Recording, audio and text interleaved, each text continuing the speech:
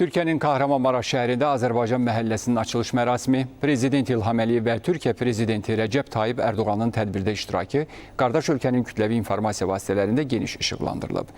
Təfərrüatı Kahramanmaraşdan hazırda bizimlə birbaşa bağlantıda olan Türkiyə təmsilçimiz Yalçın Tahiroğlu'dan öyrənəcəyik. Yalçın, hansı media orqanı hansı detala fokuslanıb? Buyurun.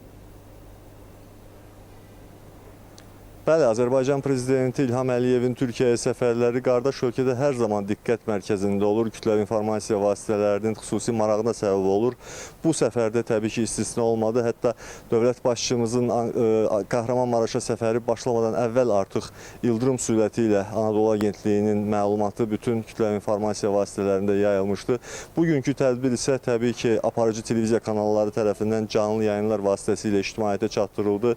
Tədbir bir qədər əvvəl başa çatdı, ancaq aparıcı qəzetlərin elektron versiyalarında da artıq bugünkü tədbirlə bağlı materiallar manşetdədir. Xüsusilə Türkiyə Prezidenti Rəcəb Tayyib Ərdoğanın zəlzələdən sonra ilk yardımımıza gələn Azərbaycan oldu sözləri Hürriyyət və bir sıra digər qəzetlərin elektron versiyasında manşetə çıxarılıb. Eyni zamanda Azərbaycan Prezidenti İlham Əliyevin də öz çıxışında Türkiyə-Azərbaycan qardaşlığını xüsusi olaraq vurğulaması kütləvi informasiya vasitələrinin diqqətindən kənarda qalmayıb.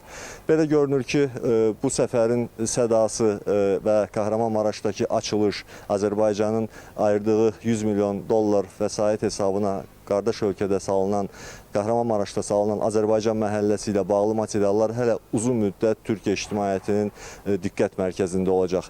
Kahramanmaraşdan bu saata çatdıra biləcəklərim bundan ibarətdir. Söz yenidən sizdədir.